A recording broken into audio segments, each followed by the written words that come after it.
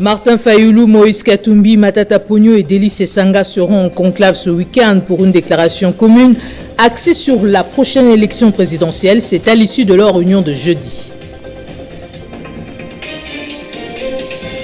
Rencontre entre le vice-premier ministre de la fonction publique et les délégués syndicaux de l'intersyndicale nationale d'administration publique.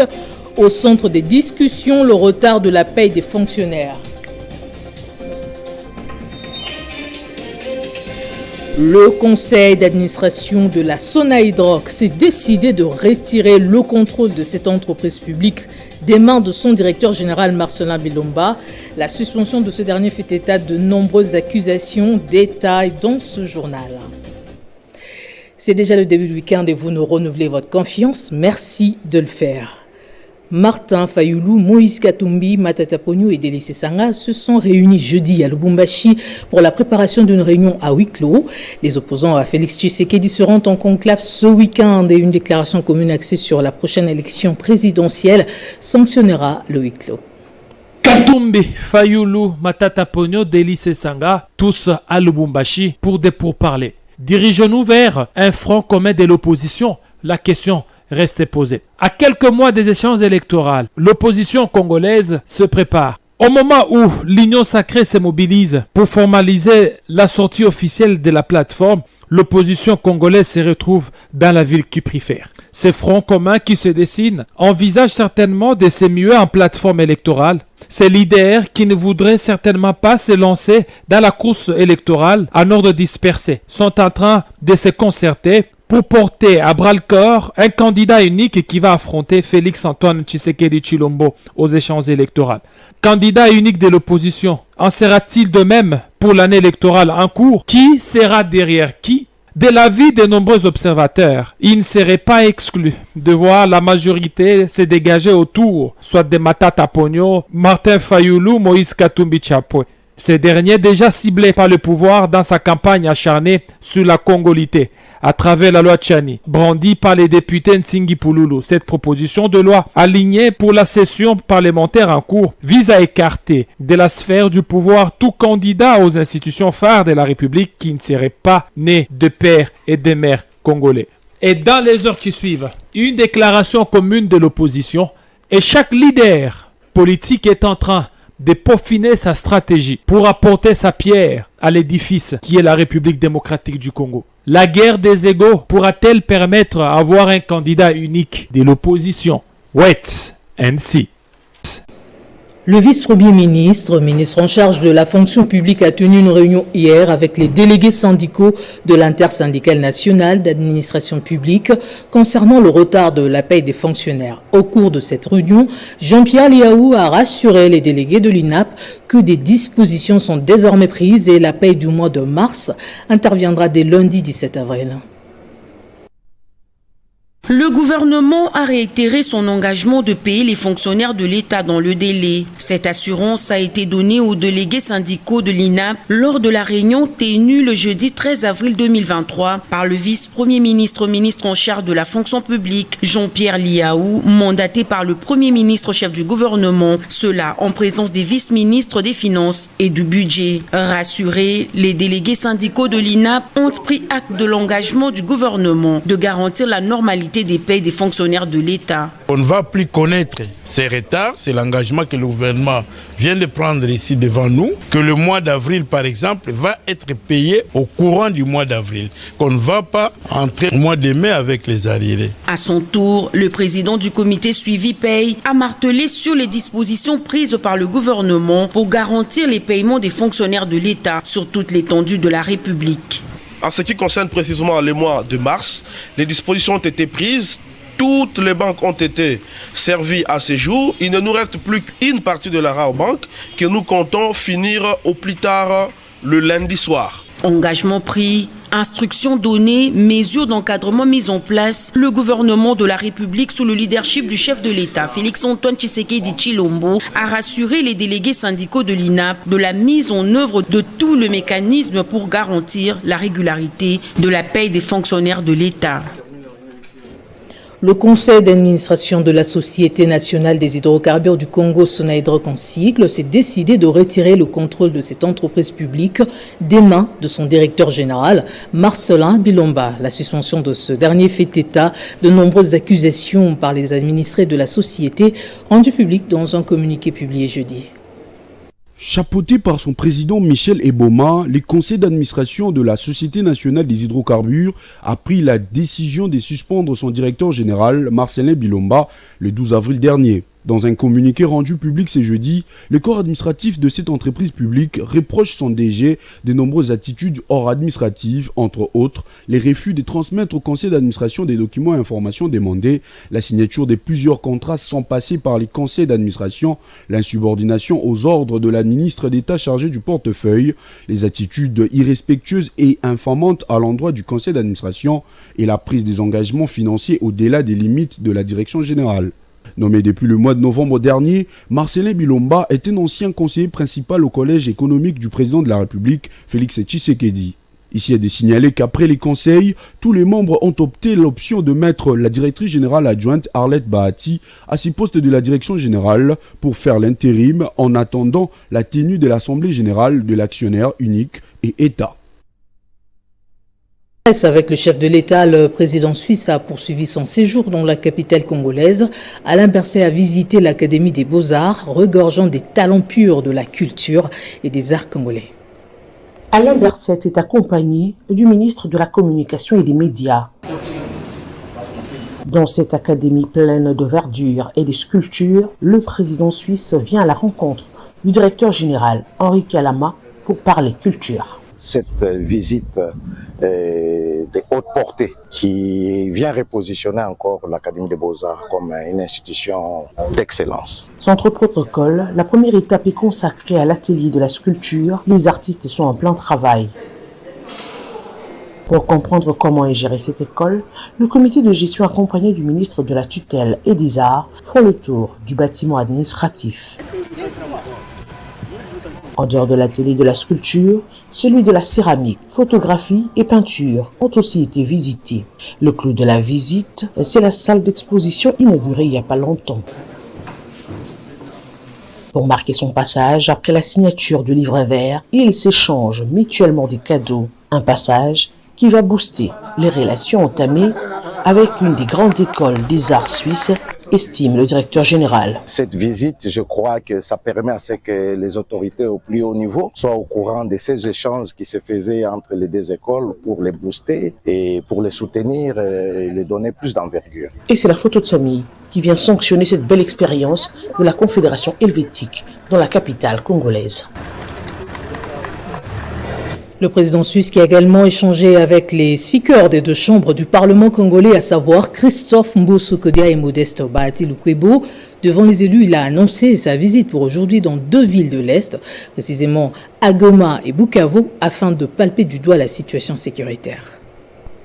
À l'occasion de sa visite officielle au Congo-Kinshasa, le président de la Confédération helvétique, Alain Berset, a eu une séance académique avec les parlementaires congolais.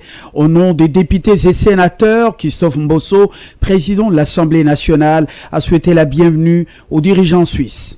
À son tour, le président du Sénat, Modeste Bahati Lukwebo, a rappelé à l'Assemblée le rôle que joue la Suisse dans les concerts des nations et il a solennellement demandé l'implication de la Suisse pour le retour de la paix en RDC. La Suisse qui prendra la présidence du Conseil de sécurité des Nations Unies au mois de mai de cette année est donc l'a mis devant ses responsabilités par le président de la Chambre haute du Parlement congolais. Nous sommes heureux d'ailleurs d'apprendre que votre haute personnalité ainsi que votre délégation allez vous rendre à l'est du pays pour vivre ce drame humanitaire qui nous est imposé par les voisins, en chef le Rwanda et dans une certaine mesure l'Ouganda, qui nous font la guerre pour diverses raisons.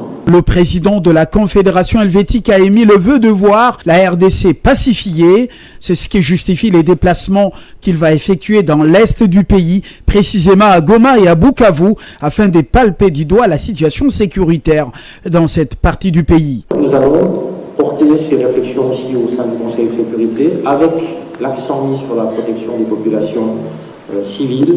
La descente du président suisse au Parlement congolais s'est clôturée par la visite des salles des plénières de 2 chambres du Parlement, en commençant par l'Assemblée nationale, puis le Sénat, où l'hôte de marque de la RDC a tenu à saluer les députés et les sénateurs, à voir les lieux où se déroulent justement les débats parlementaires.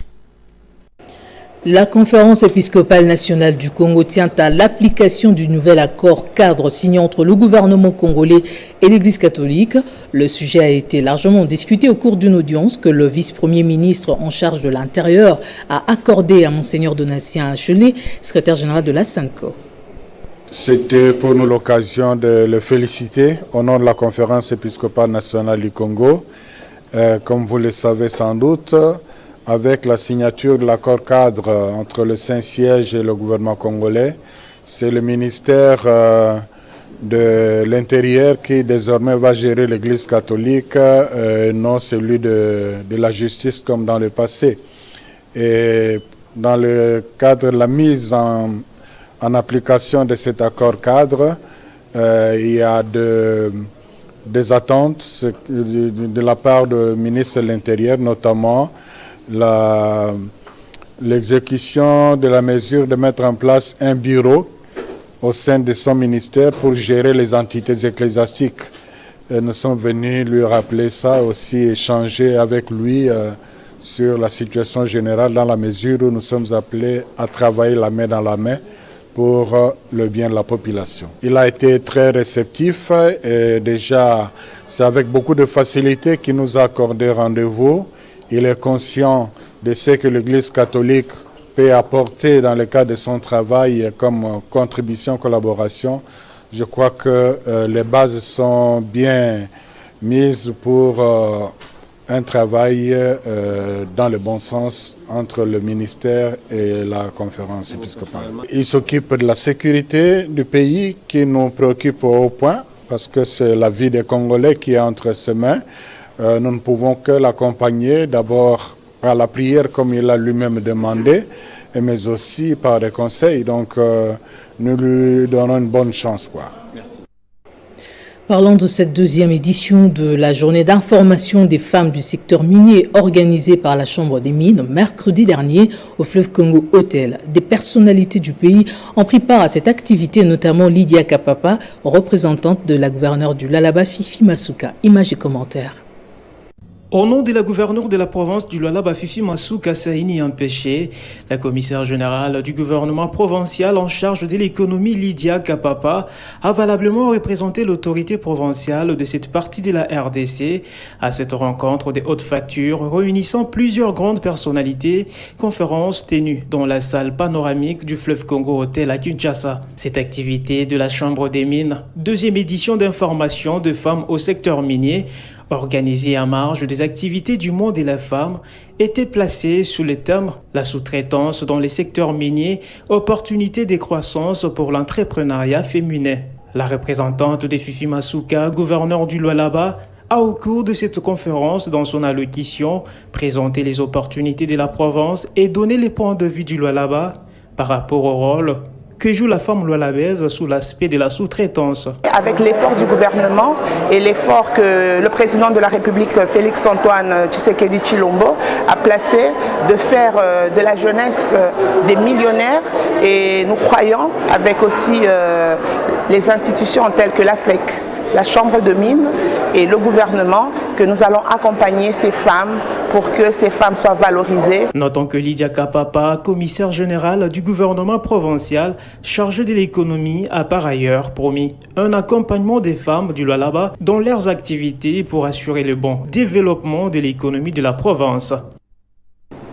La ville de Kindu, chef-lieu de la province du Maniema, est de plus en plus confrontée aux problèmes d'insécurité.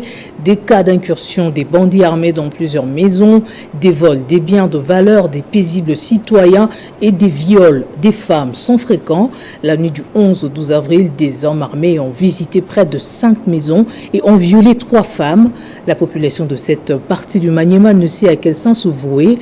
Une situation également déplorée par la police de cette ville, d'où l'appel de la chef de division genre, famille et enfants Régine Kapunga Sifai à la restauration de l'autorité de l'Est de l'État dans la ville.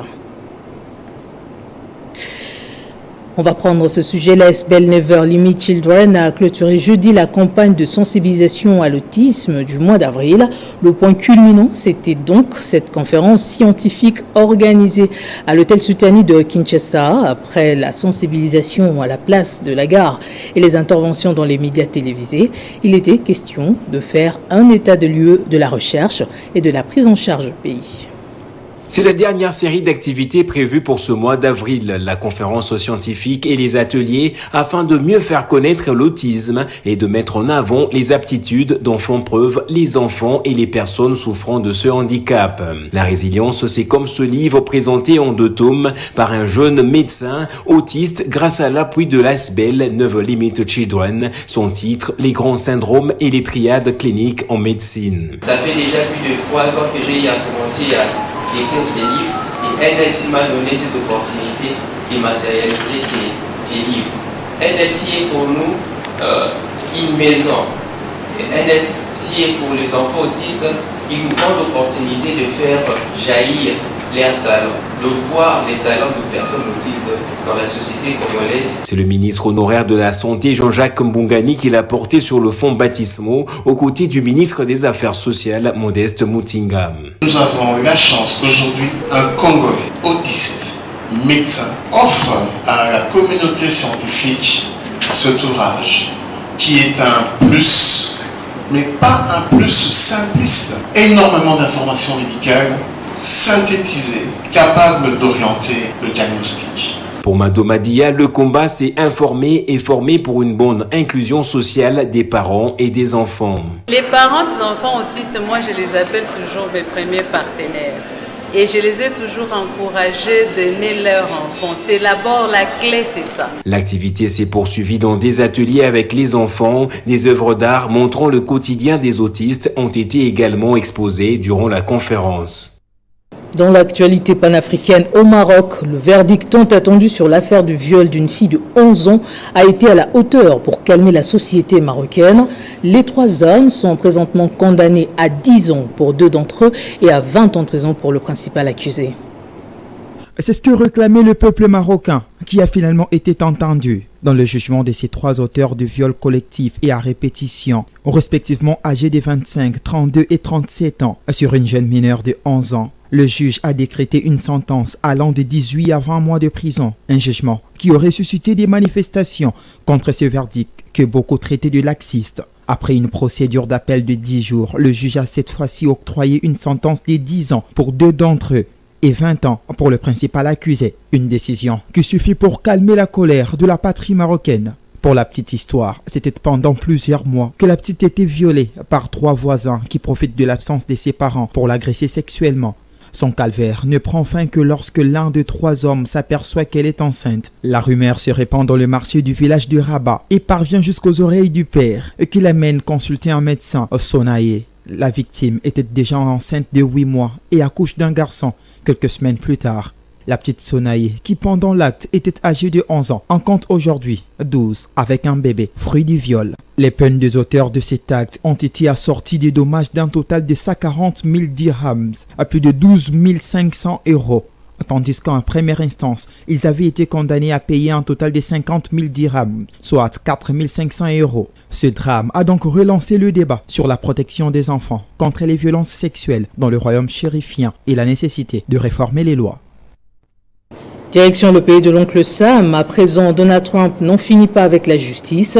Jeudi, il a été convoqué par la procureure générale de l'État de New York pour une nouvelle affaire de fraude financière. Dans ce dossier, l'ancien président américain est accusé de fraude au sein de Trump Organization, d'avoir délibérément manipulé les évaluations des actifs de la dite structure pour obtenir des prêts avantageux et réduire ses impôts. Une semaine après son inculpation historique, l'ancien président américain a été entendu toute la journée des jeudis à New York, dans les cadres d'un futur procès au civil. La procureure Laetitia James accuse le républicain qui attend reconquérir en 2024 la Maison-Blanche d'une fraude stupéfiante.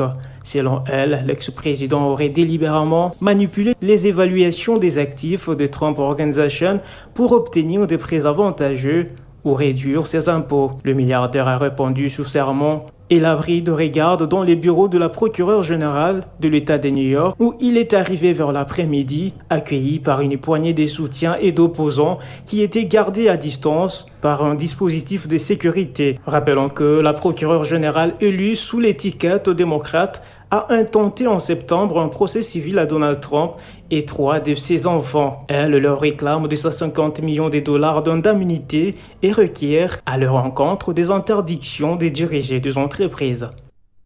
Ouvrons notre page sportive. D'abord au pays, les membres et sympathisants du FC Saint-Éloi Lupopo seront en retrouvailles de réconfort et fierté demain samedi à Lubumbashi.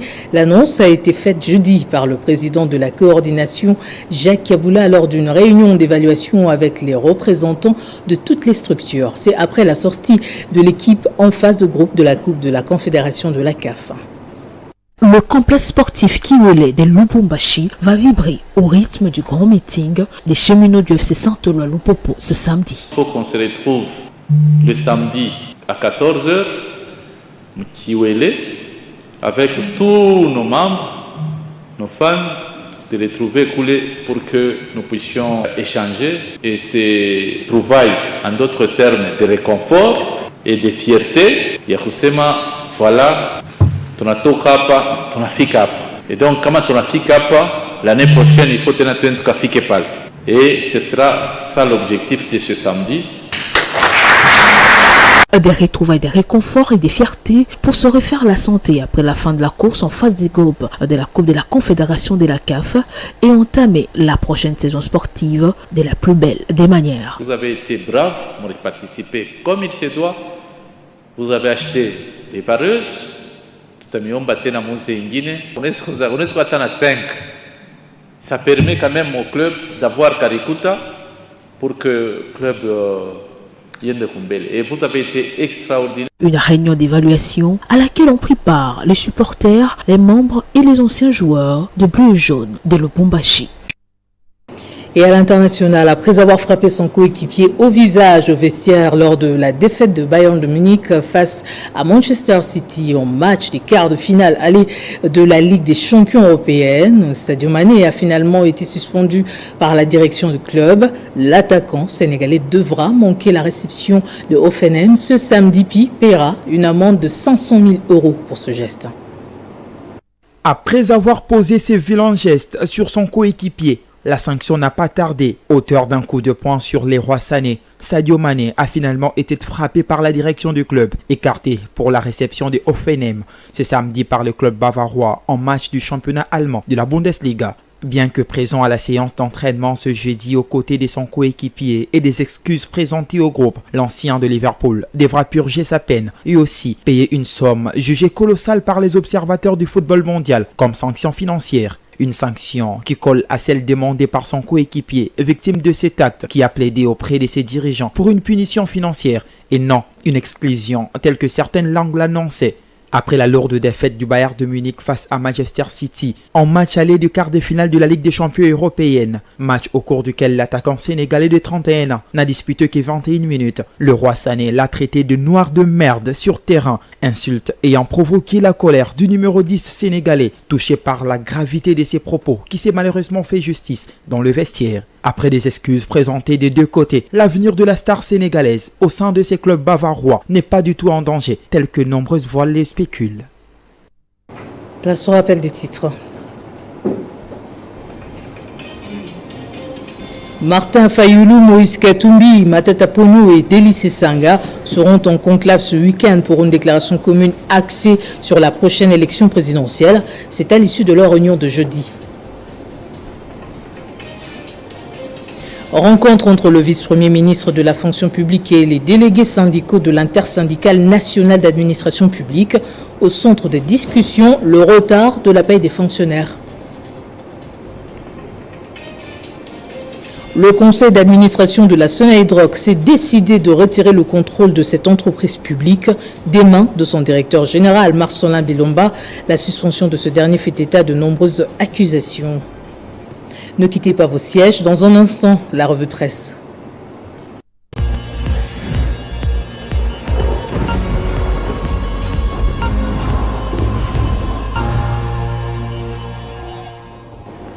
Et c'est avec Grace Salamo qui me rejoint dans ce studio. Bonjour et bienvenue. Bonjour Gloria.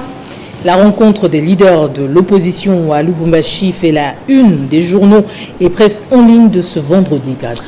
Tout à fait Gloria, une rencontre de quelques leaders de l'opposition a lieu ce vendredi à Lubumbashi autour de Moïse Katumbi, leader du parti Ensemble pour la République. Des sources locales signalent la présence depuis la veille dans la capitale cupifère des opposants comme Délice Sanga, Martin Fayoulou et Matata Pognon. Congo Nouveau signale que ces responsables politiques devront signer à l'issue de leur rencontre une déclaration politique en prévision des prochaines élections. Dans le même registre, Africa News renchérit que la rencontre prévue à huis clos est de tous les enjeux. Avec une élection présidentielle à tour unique, plusieurs observateurs estiment qu'il va de l'intérêt de l'opposition de fédérer ses forces pour affronter Félix Tshisekedi, président de la République sortant, dont la candidature est soutenue par une plateforme hétéroclitique. Et quelle surprise nous réserve-t-il, s'interroge Econews qui répond tout de suite. En tout cas, nul ne le sait. Cependant, d'après ce tri hebdomadaire, on rapporte qu'il y a une coalition dans la perspective de la présidentielle de décembre 2023 qui est en gestation. Sa nature et sa mission restent encore secrètes, mais tout est mis en œuvre pour contrer le chef de l'État Félix Tshisekedi qui vise un second mandat à la présidentielle de décembre prochain, commente le journal. Et dans la même lignée qu'Econews, la République titre « Un front uni contre Fachi en décembre 2023 ». Ce journal rapporte que nombreux sont ceux qui ne croient pas que les quatre personnalités, notamment Fayoulou, Katumbi, Sangaï, Matata, ayant chacune étalé leurs ambitions, réussiront à se mettre d'accord autour d'un nom. Autre sujet de votre revue de presse, Félix Tshisekedi rejette tout dialogue avec les groupes armés.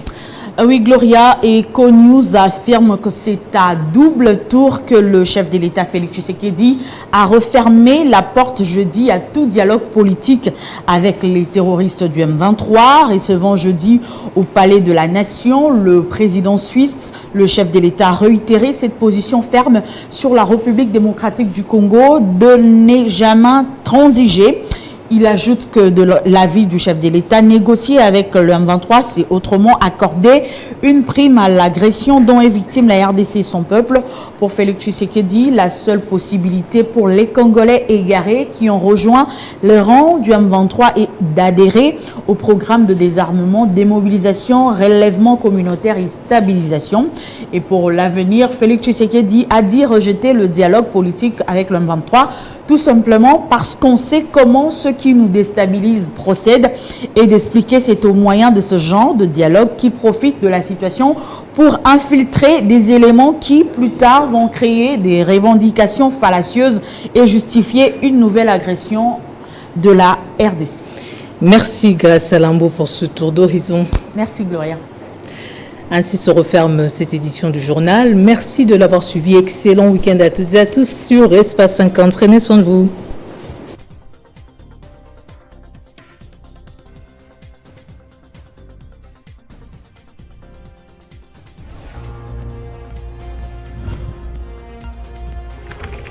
L'actualité reste à continuer.